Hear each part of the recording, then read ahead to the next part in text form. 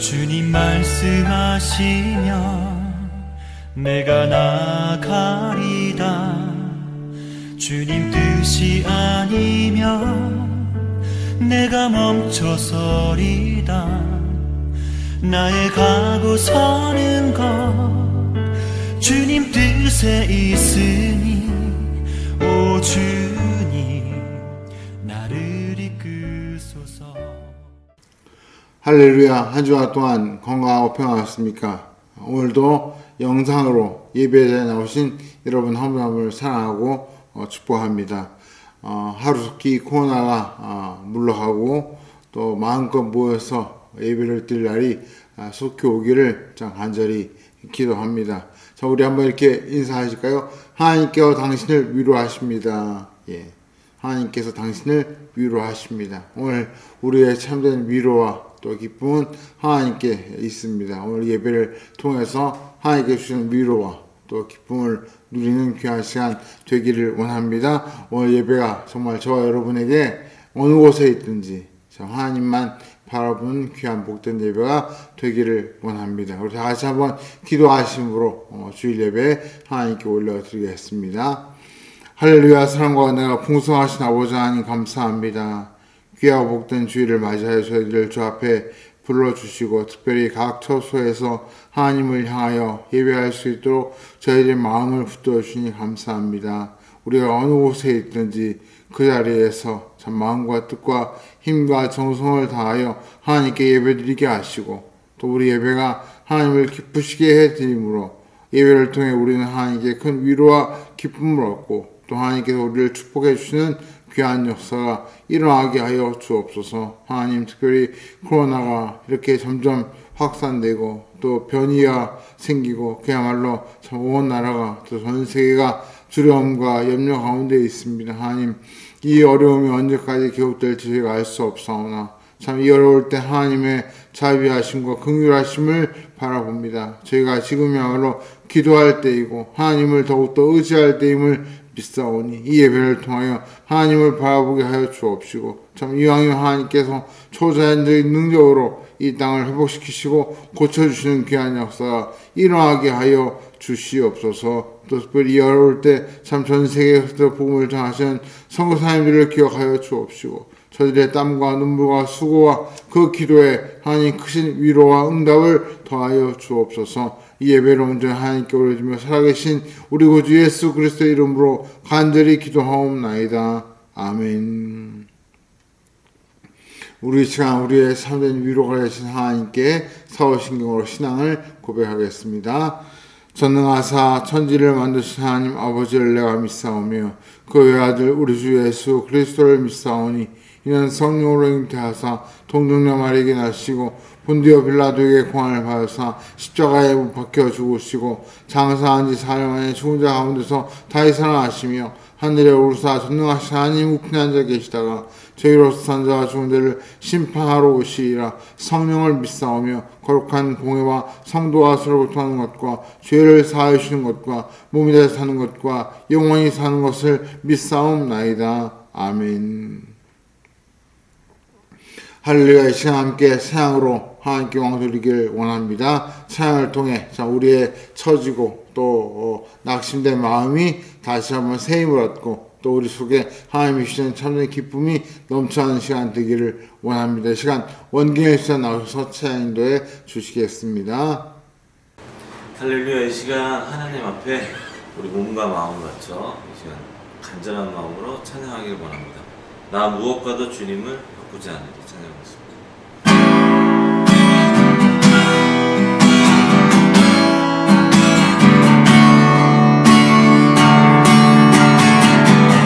무엇과도 주님을 바꾸지 않으리. 나는 어떤 은혜 구하지 않으니 주님만이 내 삶의 도움이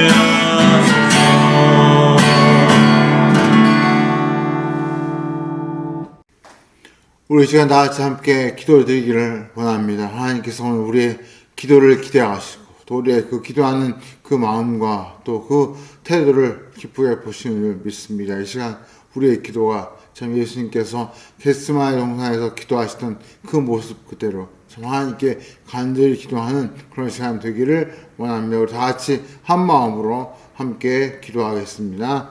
할렐루야. 사랑하는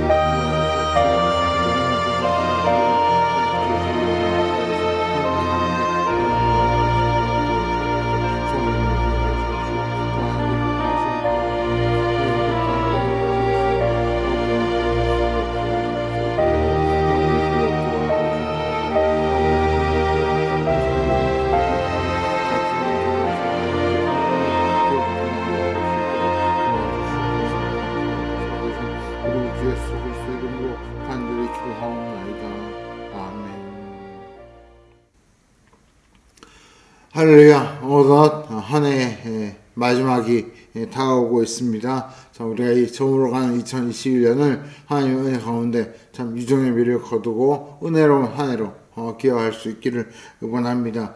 안타깝게도 코로나 확산이 점점 참 커지고 늘어나고 또 그것 때문에 사실 참 염려가 적지 않습니다. 이럴 때일수록 건강에 유의하시고 질병에 걸리지 않도록 더욱더 조심하시면 좋겠습니다.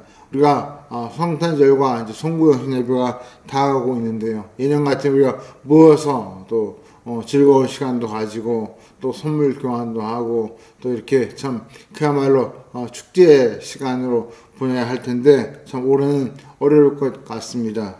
이번 성탄절 예배와 또 송구영신 예배에 대해서 참 어떻게 하면 뜻깊은 예배가 될 수 있을지 좋은 아이디어가 있으신 분들은 저한테 연락 주시면 감사하겠습니다. 참 저도 지금 계속 고민 중에 있습니다. 어떻게 하면 우리가 이 성탄절과 송구인 예배를 뜻깊게 참 은혜 가운데 예배를 드릴 수 있을까 참 고민 중인데 여러분께서 혹시 기도하시다가 좋은 아이디어가 떠오르시면 즉각 저한테 연락 주시면 감사하겠습니다.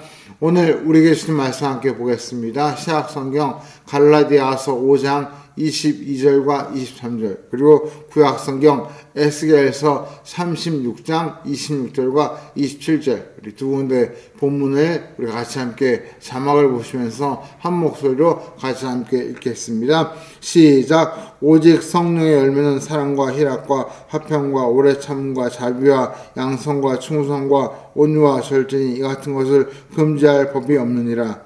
또 새 영을 너희 속에 두고 새 마음을 너희에게 주되 너희 육신에서 굳은 마음을 제거하고 부드러운 마음을 줄 것이며 또 내 영을 너희 속에 두어 너희로 내 율례를 행하게 하리니 너희가 내 규례를 지켜 행할지라. 아멘. 몇 해 전 중부 고속도로에서 두 대 자동차가 차선 변경 문제로 시비가 붙은 적이 있습니다. 그때 한쪽 차량이 그냥 그 상황을 무시하고 앞으로 나아가니까 다른 쪽 차량 운전자가 아마 화가 났는지 그 차를 쫓아가서 갑자기 그 차 앞에 끼어들면서 급정거를 하는 일이 벌어졌습니다. 그것도 차가 가장 빨리 달리는 그 중부고속도로 1차선에서 갑자기 앞에 끼어들어서 급정거를 한 것이죠. 그리고 그 급정거한 후에 운전석에서 내려 뒷차를 향해 걸어오고 있는데 갑자기 그때 그 상황을 그때서야 발견했던 뒤따르는 차들이 급브레이크를 밟게 되었습니다. 그 상황을 발견하고 급브레이크를 밟았지만 이미 소용이 없는 그런 상황이 되었고 결국 그 1차로에서 오중 충돌 사고가 발생하게 되었던 것이죠. 그리고 안타까운 것은 그 뒤따르던 5톤 화물차 트럭 운전사가 그 자리에서 숨을 거두고 또 6명이 다치는 정말 안타까운 교통사고가 발생하게 되었습니다. 법원은 고의적으로 앞차에 끼어들어서 급정거를 해서 사고를 유발한 운전자에 대해 징역 3년 6개월형을 선고했습니다. 그러면서 이렇게 판결 사유를 덧붙이고 있습니다. 사소한 시위로 생긴 화를 풀기 위해 고속도로에서 고의로 차를 세워 한 명이 숨지고 여러 명이 다치는 매우 중한 결과를 초래한 만큼 실형이 불가피하다. 여러 뉴스 매체가 이 사고 소식을 기사로 전하면서 참 그 기사 마지막에 대부분 다 이런 안타까운 마음을 표현하고 있습니다. 조금만 양보하고 너그러운 마음을 가졌으면 어떨까. 그런 내용의 기사 결론이 있는 것을 보았습니다. 우리가 흔히 운전하다 보면 고의로 혹은 부주의로 차선에 끼어들거나 또 우리 앞차를 가로막는 그런 차들을 만나게 됩니다. 우리가 만약 그런 일이 벌어질 때 일일이 그 일들을 다 따지려고 하면 아마 도로가 마비되고도 남을 것 같습니다. 그런 일이 있을 때 그냥 손을 들어서 사과를 하거나 또 혹 그냥 정말 좀 죄송한 얘기지만 시원하게 욕 한번 하고 그냥 지나쳐야 그래야 도로가 제대로 굴러가게 되고 차선이 막히지 않게 되는 것이죠. 만약 방금 말씀드린 그 사건처럼 끝까지 쫓아가서 그것도 고속도로에서 그 시비를 따지려고 한다면 정말 그야말로 더 큰 사고를 유발하는 일이 벌어질 것 같습니다. 최근에 뉴스를 보니까 영국에서 코로나 이후 전 세계 80개 주요 도시에서 일어난 교통사고를 분석했더니 교통사고 건수는 많이 줄었는데 오히려 교통사고로 인해 사망자의 숫자가 크게 늘었다는 것입니다. 그래서 그 분석 결과 왜 이렇게 사고는 줄었는데 사망자가 늘었을까? 아마도 코로나로 인해서 과속과 난폭 운전이 늘어나면서 사망자가 늘어난 것이다. 그렇게 분석하는 최근 뉴스도 본 기억이 있습니다. 올해야 이런 이 교통사고와 또 최근에 뉴스를 들으면서 이런 생각을 해보게 됩니다. 좀 참지. 조금만 양보하지. 조금만 양보할걸. 그런 마음이 누구나 다 들 것 같습니다. 그러나 사실 우리 자신을 놓고 보면 참 그것이 쉽지 않다는 것을 느낍니다. 참 코로나 이전과 또 이후인 지금을 비교해 보면 참 우리 속에 화가 더 많이 쌓여 있다는 것을 느끼게 됩니다. 점점 참는 게 힘들어지고 정말 누가 조금만 톡 건드려도 폭발할 것만 같은 그런 분노가 우리 속에 자꾸 쌓여가는 것을 누구나 다 느끼고 있습니다. 최근에 나온 그 초보 운전 스티커 중에 이런 문구가 있는 것을 보았습니다. 오징어 게임이라는 그 드라마에서 따온 문구였는데요. 이런 스티커가 있었습니다. 오지마, 나 무서워. 이러다가는 다 죽어. 오징어 게임에 나온 대사를 인용한 것이죠. 오지마, 나 무서워. 이러다가는 다 죽어. 참 우리나라 사람들의 아이디어가 무궁무진한 것 같습니다. 정말 우리가 분노를 참지 못하고 또 심지어 그 분노를 그때그때 폭발시키면 참 이런 일이 벌어지지 않을까. 그래서 정말 지금이야말로 좀 참고 좀 양보하고 우리의 마음을 다스리는 그런 노력이 필요할 것 같습니다. 그래서 이 여러 가지 상황들은 오늘 우리가 함께 하는 말씀과 깊은 관련이 있습니다. 오늘 우리가 살펴보려고 하는 이 주제는 성령의 열매 가운데 8번째 열매인 바로 온유에 대해서, 온유에 대해서 한번 살펴보고자 합니다.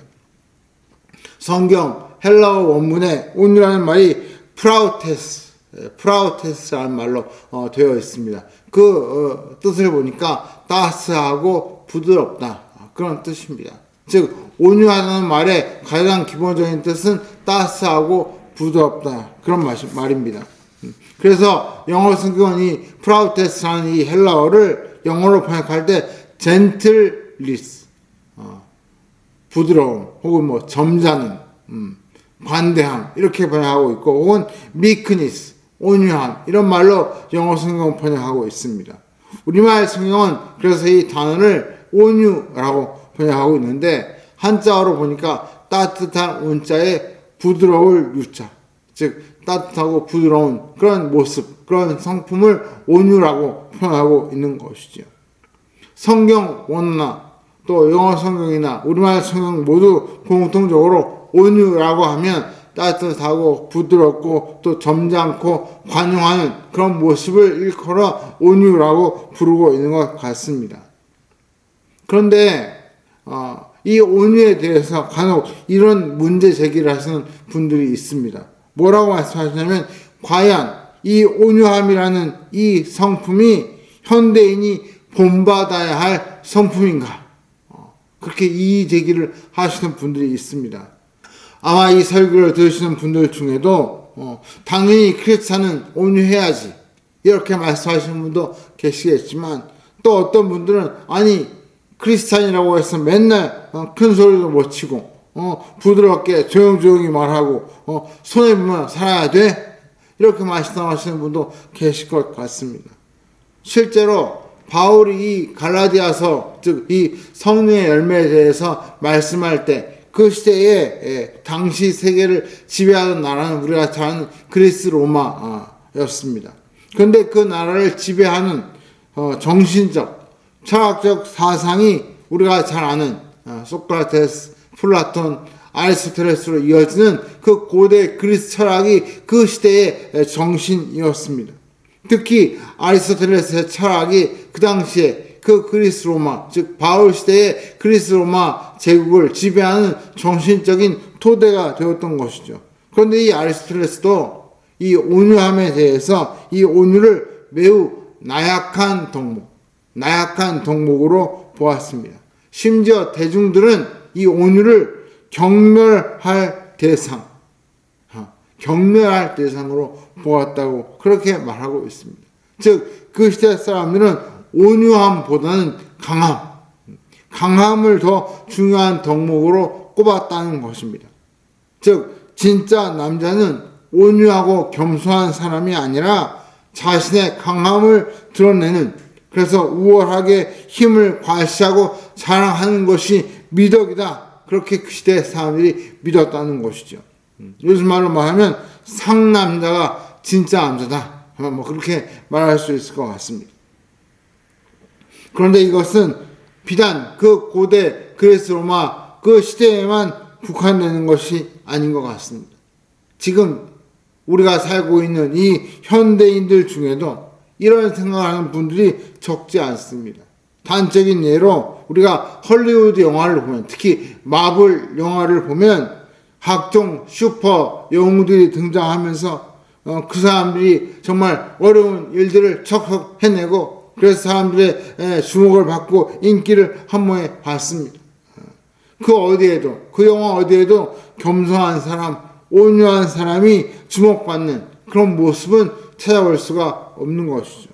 강한 사람, 슈퍼맨 같은 그런 사람에게만 포커스가 맞춰지고 있습니다. 우리나라도 그렇습니다.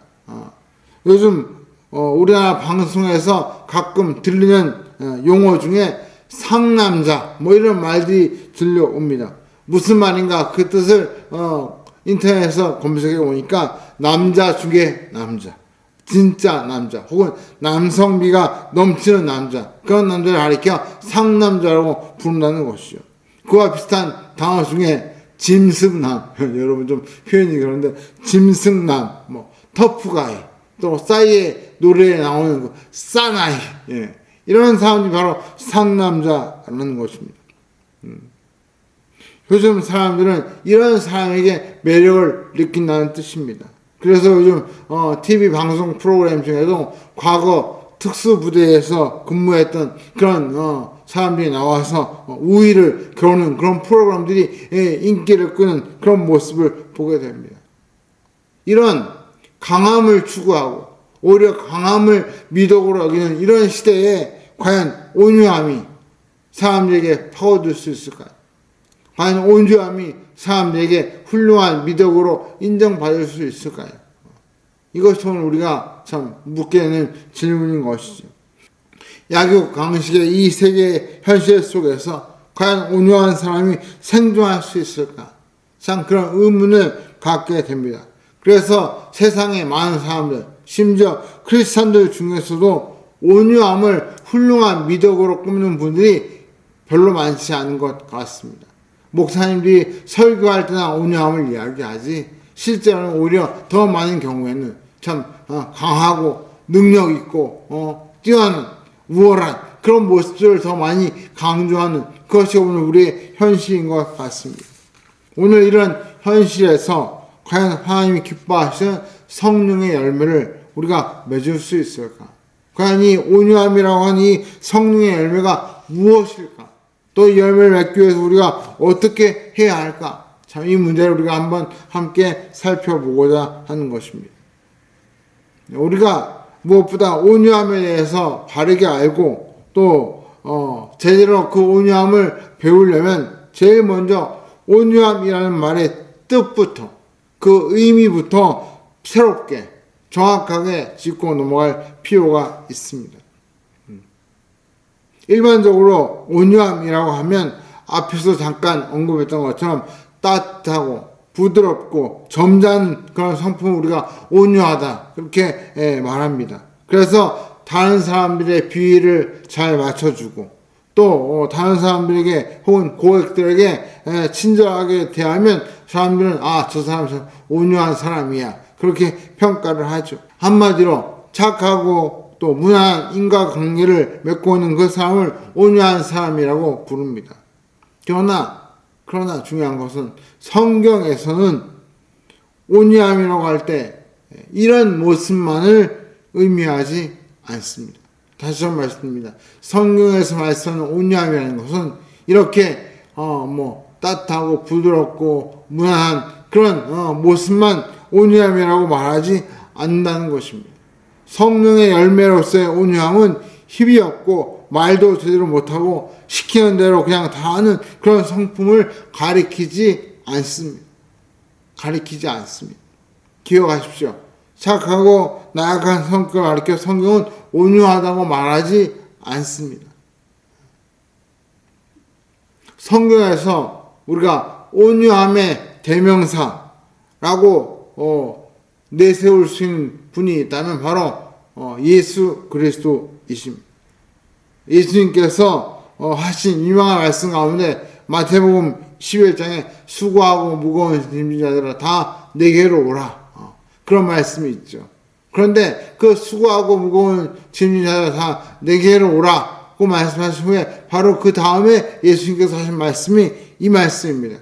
나는 마음이 온유하고 겸손하니 나의 멍에를 메고 내게 배우라. 그리하면 너희 마음이 쉼을 얻으리라.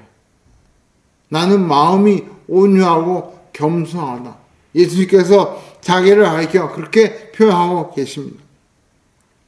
예수님의 생애를 살펴보시면 예수님이 맨날 나약하게 할 말도 못하고 늘 조용히 그렇게 사셨습니까?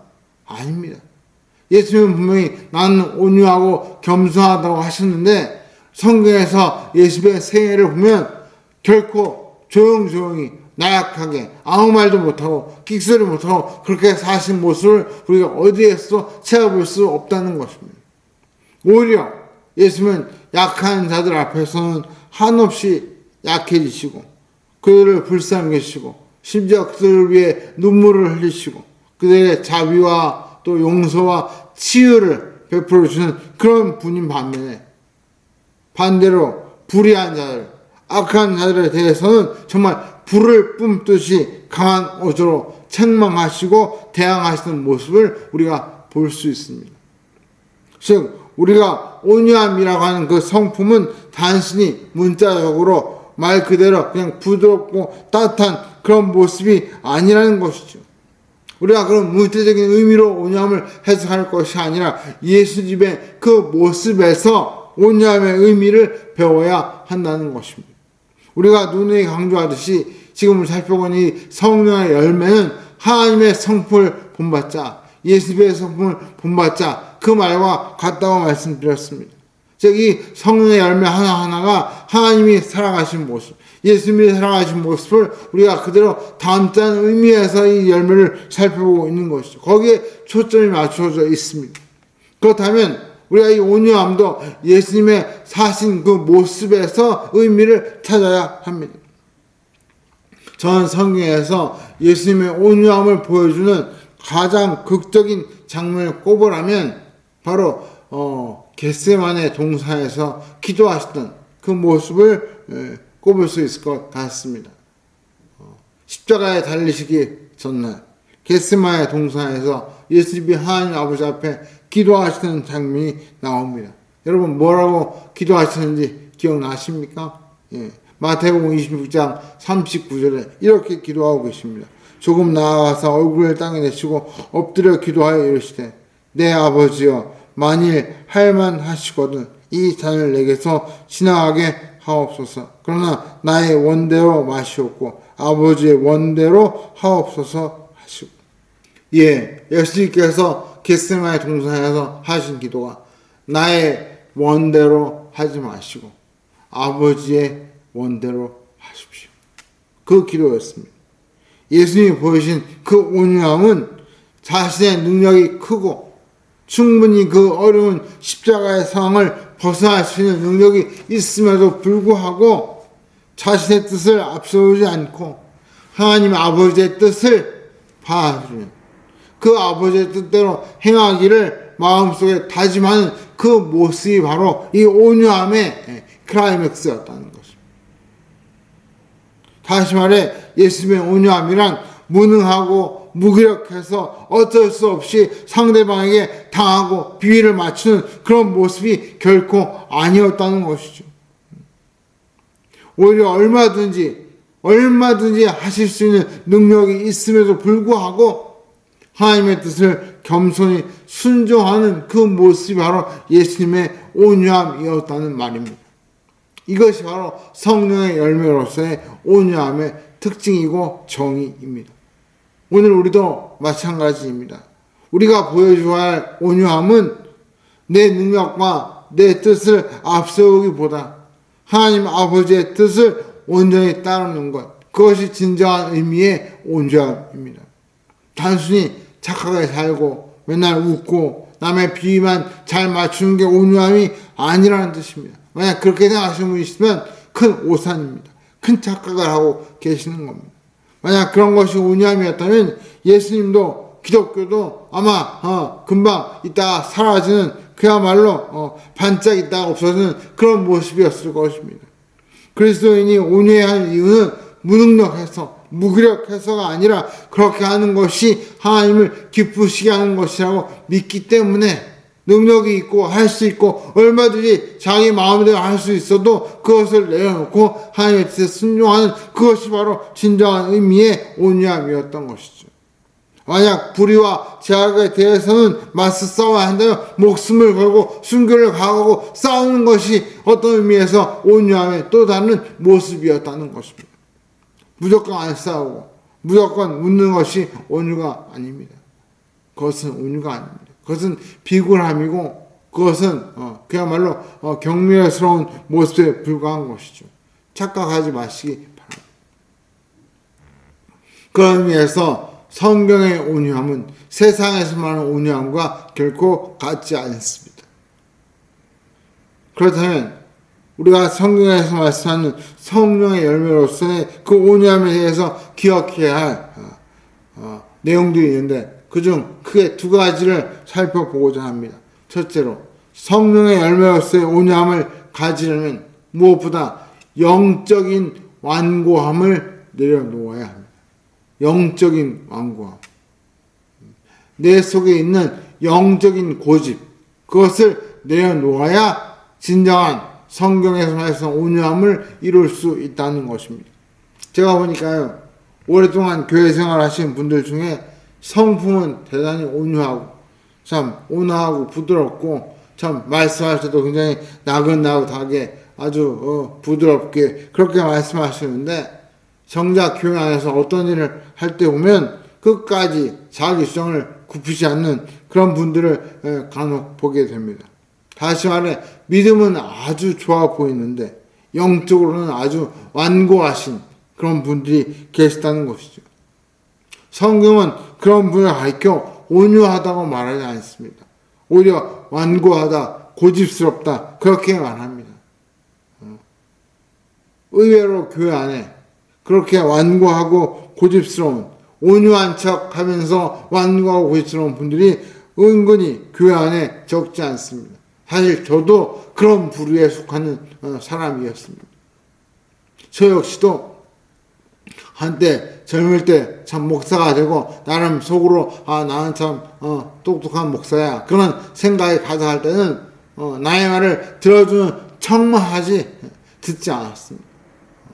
항상 보면 내 주장, 내 생각이 제일 옳다 그런 생각을 가지고 살았던 것 같습니다. 참 지금 돌이켜보면 얼마나 교만하고 완고했던지. 그래서 내 생각, 내 주장, 내 신앙, 내 방식이 가장 맞다고 속으로 생각하는 그것은 결코 온유함이 아닙니다. 아무리 다른 사람에 대해서 부드럽고 온화하게 대해도 결정적으로 내 신앙, 내 생각, 내 방식을 포기하지 않고 주장하면 그것은 영적인 완고함인 것이죠. 우리가 오늘도 예배 찬양 때 집사님이 나오셔가지고 혼자 기타를 치시면서 찬양 인도를 해주셨습니다. 그러나 우리가 시계를 조금 거꾸로 이렇게 돌려서 7, 80년대로 가보시면 정말 교회 안에서 기타를 치는 건 용납이 되지를 않았습니다.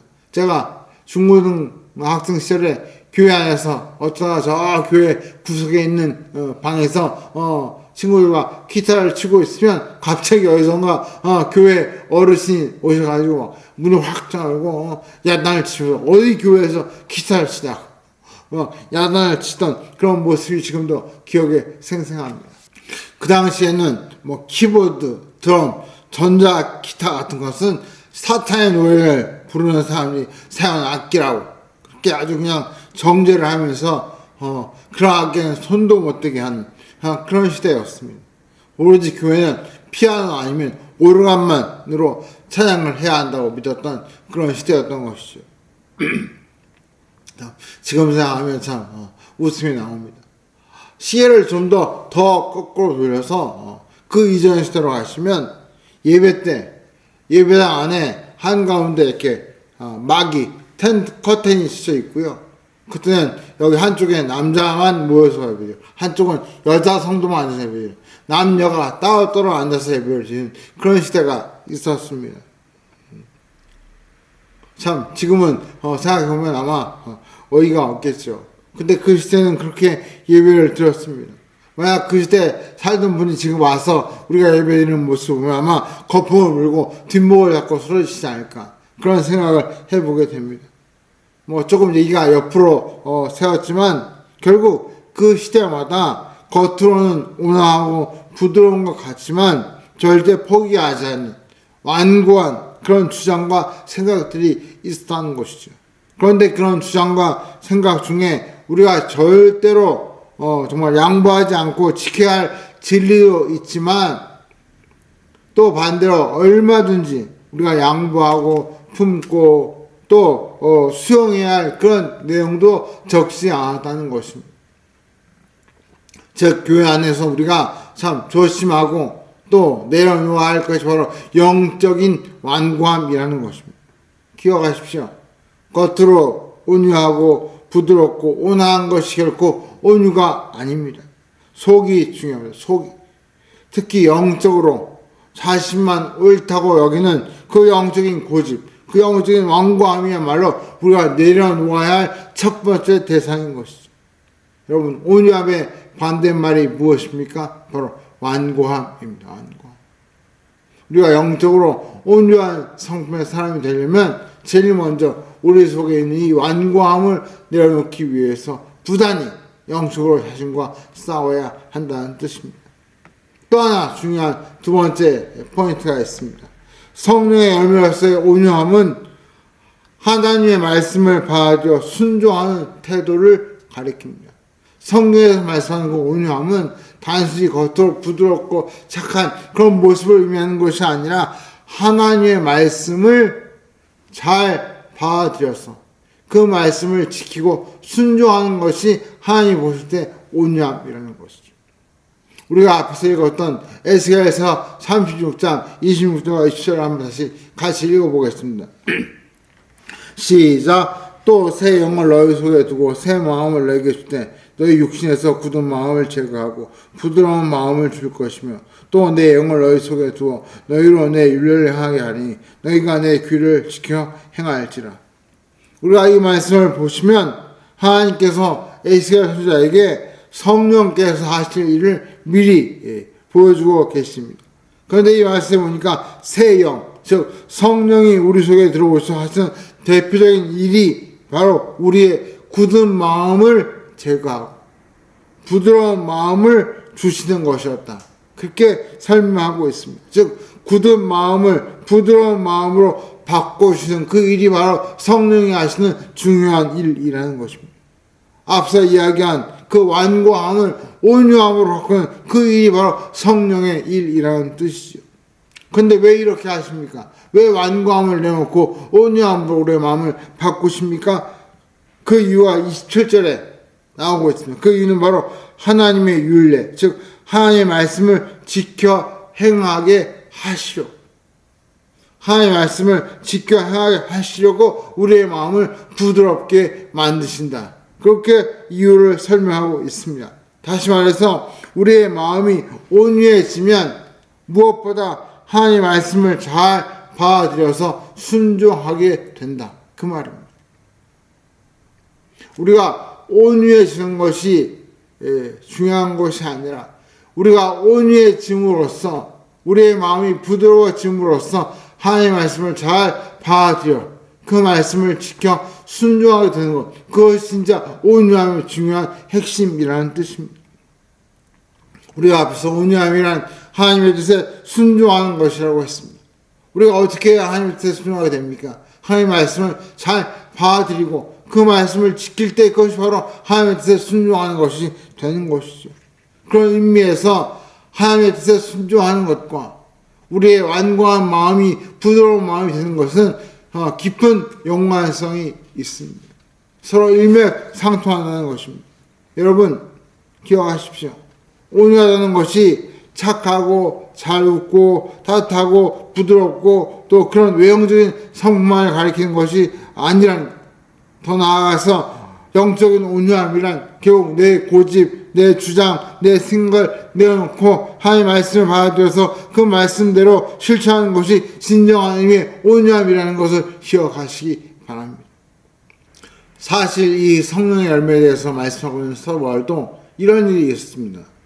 그에게 심각한 질병이 있었는데 학자들이 그 병에 대해서 어떤 분은 눈병이다, 어떤 분은 위장병이다, 어떤 분은 간질이다, 어떤 분은 디스크다, 각자 자기가 아픈 그 병을 학설로 내세웁니다. 하지만 정확히 어떤 병인지 알 수 없지만 아주 심각한 질병이 바울에게 있었던 것 같습니다.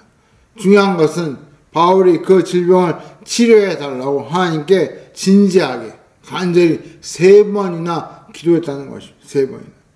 그런데 어떤 응답이 왔습니까? 하나님께서 그 기도를 들으시고 곧바로 치료해 주셨습니까? 아니요. 고린도후서 12장에 보시면 하나님께서 이 서월의 그 간절한 3번의 기도에 이렇게 말씀하십니다. 나에게 이르시기를 내 은혜가 네게 족하도다. 이는 내 능력이 약한 데서 온전하여 짐이라 하신지라. 내 은혜가 내게 족하다. 쉽게 말하면 안 고쳐 주시겠다 그 말입니다. 안 고쳐 주겠다. 왜요? 그 병을 그대로 가지고 있으면 그 병 때문에 하나님을 더 의지할 테니까 오히려 안 고쳐주고 하나님을 더 의지하게 해주겠다는 것입니다. 그것이 은혜라는 것이죠. 그 응답을 듣고 사울이 뭐라고 말합니까? 하나님 화납니다. 속상합니다. 그렇게 말하지 않고요. 그 말을 듣고 사울이 이렇게 이야기합니다. 9절 이하에 그러므로 도리어 크게 기뻐함으로 나의 여러 악한 것들에 대하여 자랑하리니 이는 그리스도의 능력이 내게 머물게 하려 함이라. 오래 기뻐하고 자랑하겠다는 것입니다. 그리고 마지막 시절에 내가 그리스도를 위하여 약한 것들과 능력과 궁핍과 박해와 공고를 기뻐하노니 이는 내가 약한 그때에 강함이라. 내가 약할 때 오히려 하나님 때문에 강해질 것이다. 그래서 우리가 자주 부르는 찬양 약할 때 강함이 있네. 그 찬양이 바로 이 말씀에서 가사를 가져온 찬양인 것이죠. 바울은 하나님께서 질병을 고쳐주시지 않고 오히려 그 병 때문에 하나님을 더 의지하게 하시는 그 일을 보면서 그것을 받아들이고 그것을 하나님의 응답으로 마음속에 받아들이고 그래서 오히려 그것을 기뻐했다는 것입니다. 이것이 바로 진정한 의미의 온유함의 태도인 것이죠. 바울은 말로만 온유하라고 하는 것이 아니라 자기 자신부터 이 온유함을 몸소 보여주고 실천했던 것입니다. 자기의 요구를 내놓고 하나님의 뜻을 받아들이는 것. 이것이 바로 진정한 의미의 온유함인 것입니다. 말씀을 맺겠습니다. 우리가 성령의 열매로서의 온유함에 대해서 다소 오해하는 경향이 있습니다. 세상적인 온유함과 성령의 열매로서의 온유함을 혼동하기 쉽습니다. 기억하십시오. 성령의 열매로서의 온유함은 단순히 따뜻하고 부드럽고 착한 성품을 가리키지 않습니다. 진정한 온유함은 내 생각, 내 주장, 내 뜻을 내놓고 하나님의 뜻에 순종하는 것이 바로 진정한 의미의 온유함이고 그런 사람이 진짜 온유한 사람인 것이죠. 또한 우리의 완고하고 굳은 마음을 부드러운 마음으로 바꾸어서 하나님의 말씀을 잘 받아들이고 순종하는 것이 바로 온유한 태도인 것입니다. 그렇게 하기 위해서 성령께서 오늘 우리의 마음을 부드럽게 만들고 계신 것이죠. 그래서 우리의 완고한 마음이 부드러워져서 하나님의 말씀을 잘 받아들이고 순종하게 될 때 그것이 우리의 삶 가운데 온유함으로 드러나게 되는 것입니다. 이왕이면 다른 사람들에게 참 부드러운 말과 온화한 태도를 보여주시고 더 나아가서 하나님의 말씀을 잘 받아들여서 그 말씀에 순종하는 성도가 되심으로 세상적으로나 또 영적으로 진정한 온전한 성도가 되시는 저와 여러분 되시기를 주의 이름으로 간절히 축원합니다.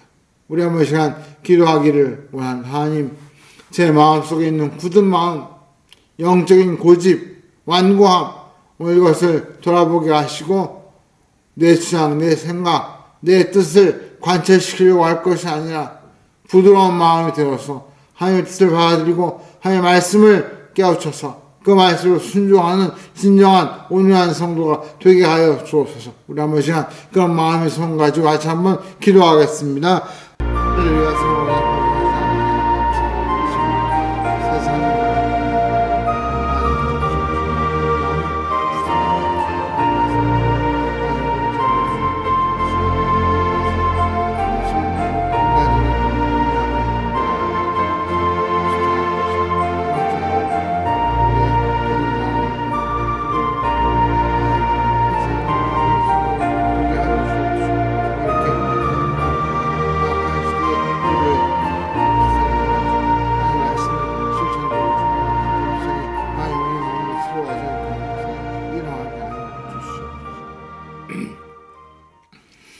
할렐루야. 사랑하자 보성하신 아버지 하나님 감사합니다.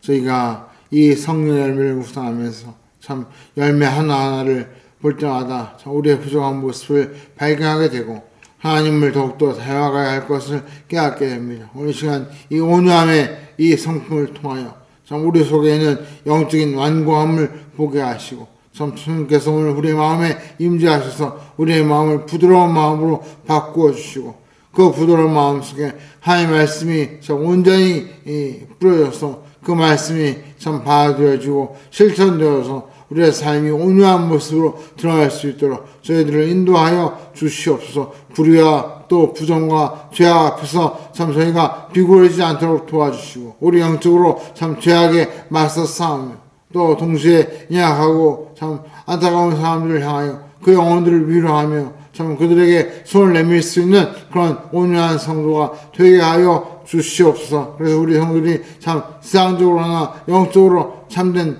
진정한 온유한 성도의 모습으로 살아갈 수 있도록 저희 모두를 축복하여 주시옵소서. 이제는 십자가에서 온유한 자의 본이 되시고 우리를 위하여 하나님의 뜻을 온전히 받아들여 참 우리를 위해 희생하신 주 예수 그리스도의 그 크신 은혜와 우리를 사랑하사 온유한 성도가 되어서 하나님의 말씀대로 살기를 원하시는 성부 하나님의 그 크신 사랑하심과 우리의 마음속에 임하셔서 굳은 마음을 부드러운 마음으로 바꾸시는 성령 하나님의 감화하며 인도 역사하심이 오늘 온유한 자가 되기를 마음속에 다짐하며 우리 속에 있는 굳은 마음을 내어놓고 온전히 하나님의 말씀에 순종하며 하나님의 뜻을 실천하기를 마음속에 다짐하고 돌아가는 이 자리에 모여있는 사랑하는 주의 자들의 심령회와 우리 교회 위에 또 이 나라 민족 위에 또 특별히 코로나로 인하여 힘들어하는 이 나라와 전 세계 참으로 사람들 위해 성령 하나님을 위해 이제로부터 영원토록 함께 계실지어다. 아멘. 할렐루야. 예배를 마쳤습니다. 오늘 우리가 온유한 자가 어떠한 사람인가 참 살펴보았습니다. 우리 마음속에 있는 이 굳은 마음, 완고함을 내놓고 부드러운 마음으로 다시 한번 세상을 바꿔가는 저와 여러분 되시기를 바랍니다. 우리 그런 부드러운 마음을 주는 성령님께 우리 영광의 박수를 드리고 예배를 마치겠습니다.